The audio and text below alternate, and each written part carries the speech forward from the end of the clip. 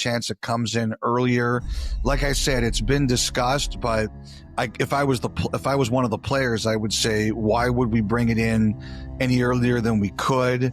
As I mentioned with the Jets, the Sandberg one is really interesting. First of all, someone I know saw, I guess, Kevin Cheveldayoff late night negotiating in the lobby of the hotel that they stay at for arbitration, and said, he said he saw them late Tuesday night and it was done early Wednesday morning. So I think that was the only one of all the cases this year where the team and the agent actually went to Toronto for the hearing. I don't think any other one, like even the Nick Robertson one, which was settled Saturday, I don't think everybody traveled to get there. So that was the only one, and that's how close it got. I thought that one was really interesting because I had a gentleman's bet with an executive in the NHL that Sandberg wouldn't go over $6 million AAV, and he's just under. But the point I made, so I lost the bet, but the thing I told him is that for the 2 UFA years of the deal, he's at 6.5. The RFA year is 4 and a bit, but and that's one, like, that goes back to what we were just talking about, is that this is a player. He had 20 points last year. I think 75% of them were at even strength. He had 20 points last year, but he's a really good player. And there aren't a lot of defensemen like him. And if he keeps going, there's no doubt in my mind he could be a $7 million player or more. And I think that's a perfect example of what we're dealing with here. If it's so hard for the Jets and the player to find long-term agreement on a player like Sandberg, I think it shows you the challenge here. But the really interesting thing about that was what one of the players said to me. And that was, we'll see what happens with Lowry and Connor, but this Jets group of players, like Velarde just signed 2, like they really believe in themselves. And not only do they really believe in themselves, but they really like each other as a group. Like they jokingly kind of call themselves, like, Scheifele's known as kind of the hockey nerd.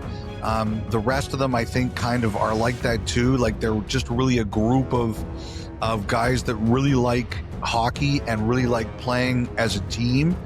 And it sounds like, the one thing that the Jets have going their way as an organization right now is they have a group of players who really like each other and really like competing together. Now, you still got to sign them all, and we'll see what happens with the other ones. But it's obvious to me from what I heard about the signings of Velarde and Sandberg is that as a team, it's a group of guys that really like being around each other, which is very important. Yeah, and music to the ears of Jets fans, of course, given the narrative that has surrounded that market for many, many years. That's fantastic to hear. Were you surprised that any of the negotiations that were slated for an arbitration hearing, none of them reached that point?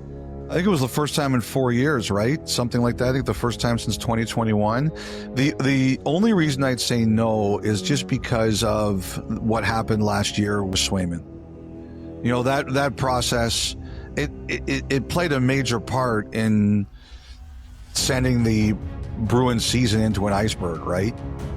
And so I could see a lot of teams looking at that and saying, we're just going to avoid that like the plague. We want no part of that. So I'm not surprised, no. Okay. How about any surprise on the vote amongst the teams to continue a decentralized draft? We've made our feelings on this program on how we feel about all that, but it's going to remain that way next year. Well, it was closer. When they originally voted to decentralize it the first time, it was 26-6. I understand this time the vote was 20-12. So we just have to keep moving the line. Right, Kyle? We just yes. 6 more next year have to hate it. I'm going to sabotage it next season so we can get 6 more to change their minds. Yeah, and more technical and get glitches. back here. I really thought, as you knew, because of how Bettman was like openly ripping the GMs about this, I really thought it was going to change. I was actually surprised he gave them the vote. I really was.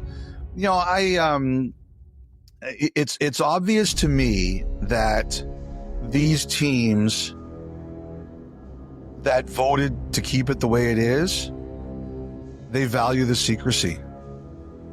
It really, from what I understand, it was all about secrecy.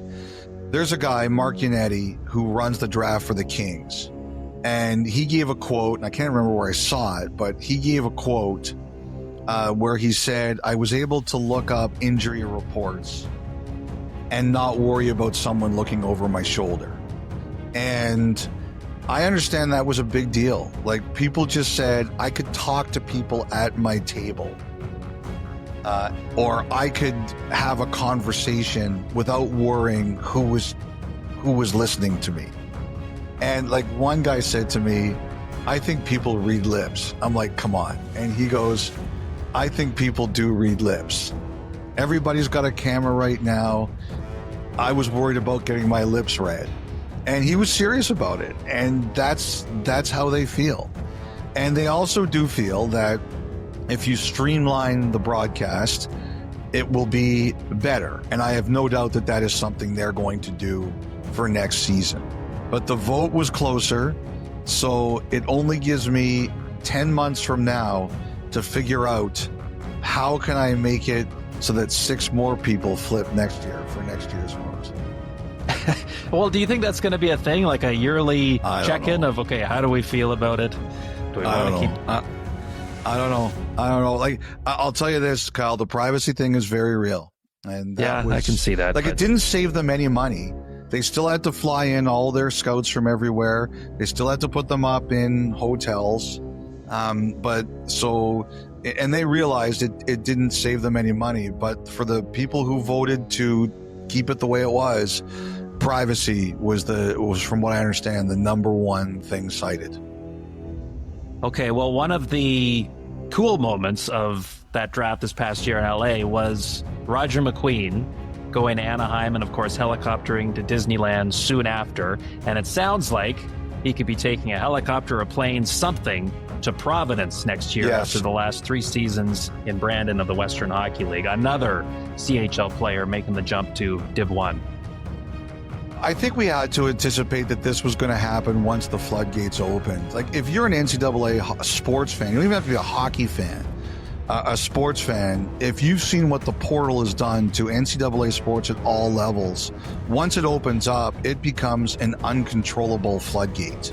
You know, if players are unhappy or players are given a better offer, they are going to jump to